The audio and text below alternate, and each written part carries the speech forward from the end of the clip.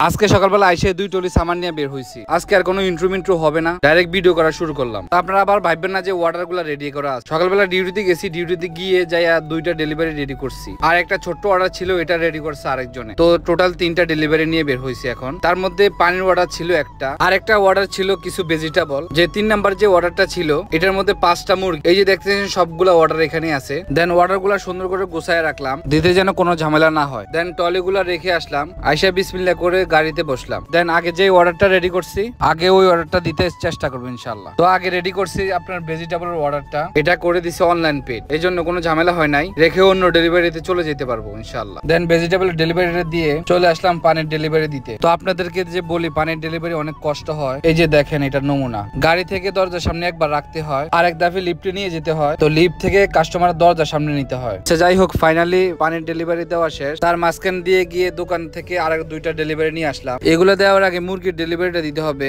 মুরগির ডেলিভারিটা দিয়ে দিলাম ইনশাআল্লাহ। মাঝখান দিয়ে গিয়ে যে ডেলিভারিটা নিয়ে আসলাম, এই ডেলিভারি তো পানি ছিল। যাই হোক, এই ডেলিভারি দিতে দিতে জোহরের আজান ফাইনালি দিয়ে ফেলছে। আমার মনে হয় না আজকে নামাজ পড়ার সুযোগ পাবো মসজিদে গিয়ে, তো এই জন্য চলে আসলাম মার্কেটে নামাজ পড়তে। আমি নামাজ পড়তে পড়তে আপনারা চ্যানেলটা সাবস্ক্রাইব করে যান।